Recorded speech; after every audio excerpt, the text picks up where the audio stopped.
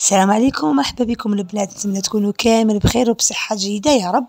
مرحبا بكم في قناتكم. ان شاء الله تعجبكم الفيديو تاع اليوم.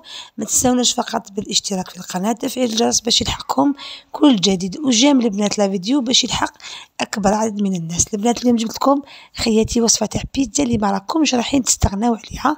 بيتزا راح ديروا بها حالة في رمضان وفي غير رمضان. جبتها لكم بطريقة سهلة وبزاف بنينه وهشه وكيما تاع برا ولا خير. الوصفه البنات واش نحتاج 2 كيسان ولا 2 عبار تاع الحليب يكون دافي.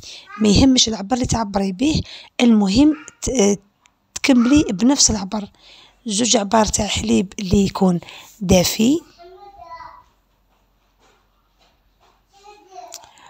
نضيف عليه ربع العبر تاع الزيت، ملعقة كبيرة تاع خميرة الخبز، ملعقة كبيرة تاع السكر، ملعقة كبيرة تاع الخل، وملعقة صغيرة تاع الملح.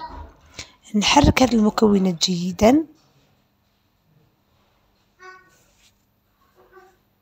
نخليهم يتفاعلوا حوالي دقيقة فقط ولا دقيقتين. نضيف الفارينة ولا الدقيق الأبيض ومعهم وحدة خميرة تاع الكاطو. نبقى البنات نخلط كيما هكذا باش ما يتشكلوليش حبيبات، ومن بعد نستغنى على الفوي ونستعمل غير يديا. الفارينه البنات حذري ما نضيفش الفارينه مباشره، نبدا نضيف غير بشويه.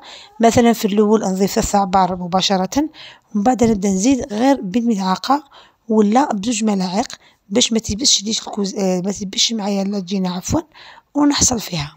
ومن الاحسن العجينه تبقى يعني ماشي حاكمه روحها بزاف. كل ما كانت خفيفه، كل ما كانت عفوا شويه مش شاده روحها، كل ما كانت العجينه بعد العجينه البيتزا تاعنا خفيفه. خليتها حتى تريبلد الحجم تاعها ولا 3 أضعاف. جبت سميده الرطبه هنا باش نحل بها العجينه. من اسرار البيتزا البنات تاع برا انهم يحلوها بالسميده ولا بالسميد الرقيق، تجيكم كي شغل عندها طبقه من تحت مقرمشه وما تجيش تتلوط. فهمتوني البنات؟ كي ديروها بالسميده تجي من تحت شاده روحها وتجي فيها طبقه سميكه. نحل العجينه تاعي على 0.5 سنتيمتر، يعني نحلها رقيقه باش ما تجينيش خشينه بزاف وتجي بنينه وتجي كيما نقولوا حنا لاصوص تاعها تزيد فيها البنه مع لي غارنيتور اللي نديروهم من الفوق، ما تجيناش خشينه كالمطلوع. ندير لاصوص طوماط تاعي اللي كنت حضرتها معكم ديجا من قبل، طماطم وبصل زعتر رند ثوم ونص حبه تاع فلفل الحلو.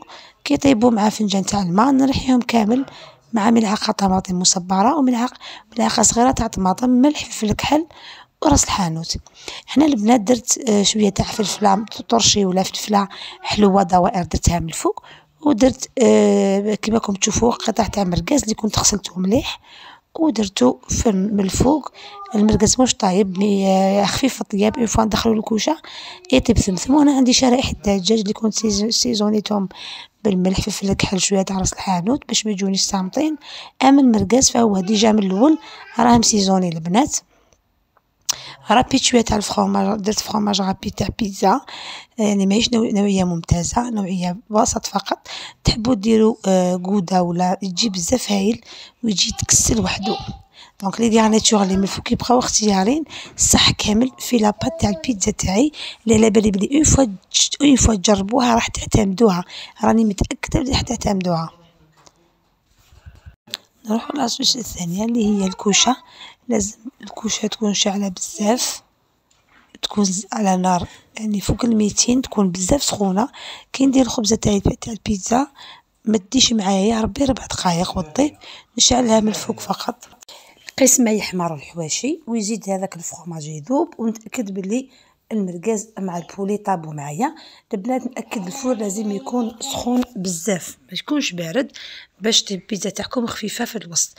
هاني خرجتها من الفور البنات. اللي تحب دير لها طليه تاع زيت زيتون من الفوق مع الطراف، نحب دي فوا ندير لها انايا بالبانسو مع الطراف بزيت زيتون، واللي ما تحبش سي با لابان ندير لها الفرomاج رابي نربي عليها الفرomاج من الفوق، وندير لها لا مايونيز اللي اختياريه. نحب ندير لها شويه هريسه ثاني ونقسمها. وبالصحه والراحه ان شاء الله. الوصفه تاع البيتزا هذه على بالي بلي راح تنال اعجابكم ورايحين تجربوه ان شاء الله وترجعوا لي بتعليقاتكم.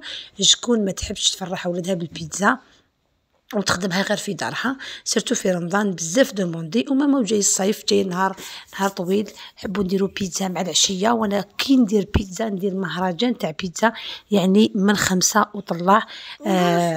نشري قيس 50,000 ولا قيس 60,000 برا، تجيب لك غير خبزه بيتزا، وفي الدار ديري فيها العجب.